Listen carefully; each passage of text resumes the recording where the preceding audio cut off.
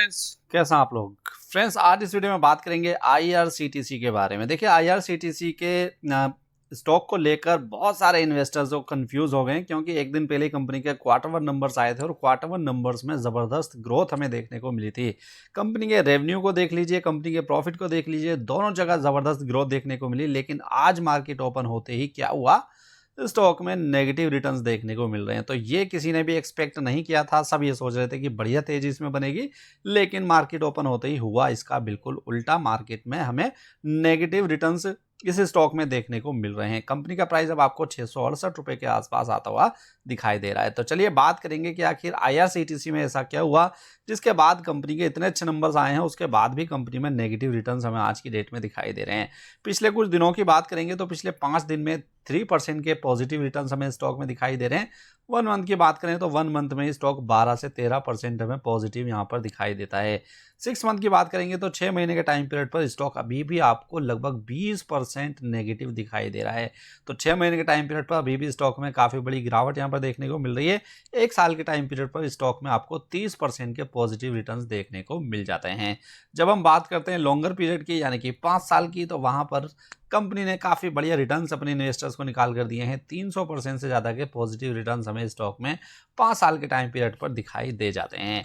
अब देखिए, P ratio अगर आप कंपनी का चेक करेंगे तो इस प्राइस पर कंपनी का पी रेशो में 80 से ऊपर का दिखाई दे रहा है।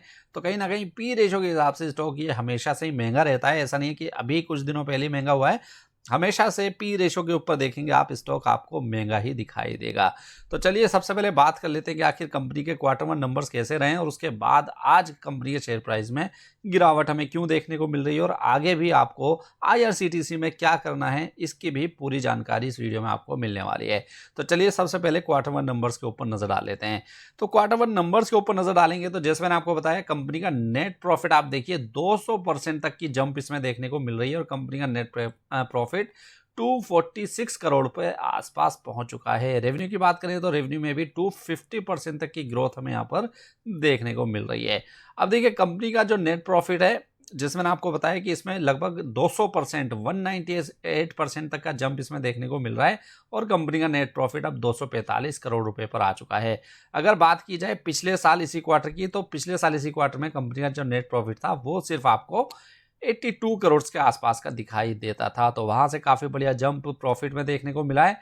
रेवेन्यू की बात करें तो कंपनी का रेवेन्यू फ्रॉम ऑपरेशन, इसमें भी 250% तक की जंप हमें देखने को मिल रही है। कंपनी का रेवेन्यू फ्रॉम ऑपरेशन बढ़कर 852 करोड़ 852 करोड़ के आसपास पहुंच चुका है। पिछले साल इसी क्वार्टर में ये 243 करोड़ के आसपास का हमें दिखाई देता था।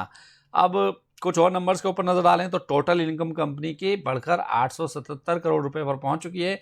ये अगर इसको पिछले साल से कंपेयर करेंगे तो ये 258 करोड़ के आसपास हमें दिखाई देती थी।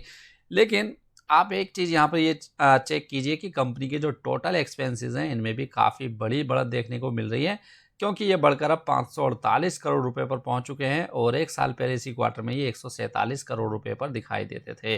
तो कहीं ना कहीं कंपनी के टोटल एक्सपेंसेस बढ़ रहे हैं और ठीक ठाक तरीके से बढ़ रहे हैं, क्योंकि रेवेन्यू और प्रॉफिट देखेंगे वहाँ पर लगभग डबल वो हो रहा है, लेकिन यहाँ पर जो एक्सपेंसेस हैं वो लगभग यहाँ 3 से 4 गुना बढ़ते हुए दिखाई दे रहे हैं। तो इसी का असर हमें हो सकता है कि आज मार्केट ओपन होने के बाद स्टॉक पर देखने को मिला हो।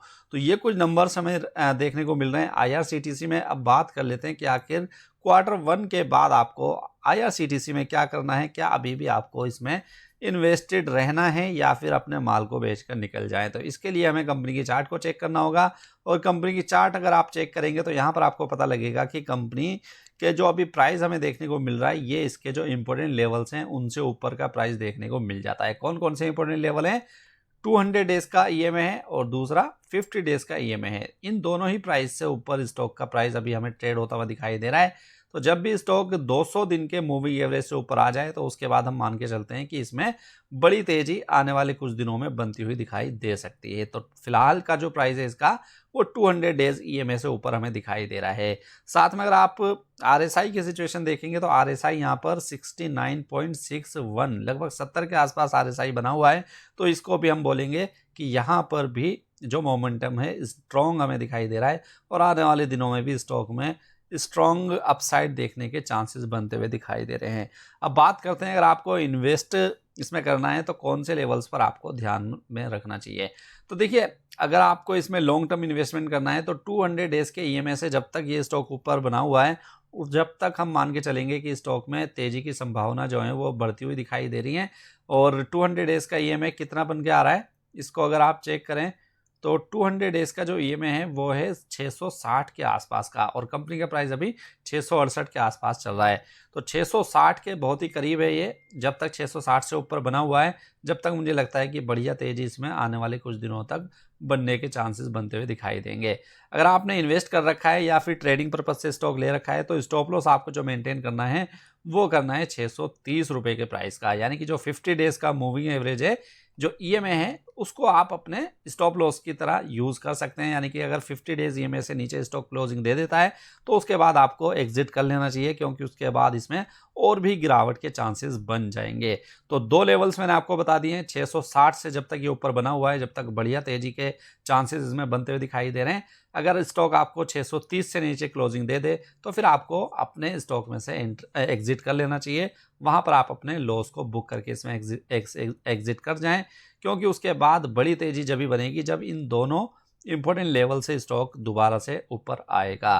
तो ये कुछ चीज़ें मैंने आपको IRCTC के बारे में बताई हैं। आई होप कि ये इन्फॉर्मेशन आपके लिए काफ़ी हेल्पफुल रही होगी। इन्फॉर्मेशन अगर अच्छी लगी है तो इसको लाइक करना मत भूलिएगा। चैनल पर नए आए हैं तो इसको सब्सक्राइब ज़रूर कीजिए, क्योंकि ऐसी इन्फॉर्मेशन हम आपके लिए डेली बेसिस पर लेकर आते रहते हैं। तो चलिए मिलते हैं नेक्स्ट वीडियो में, जब तक के लिए गुड बाय।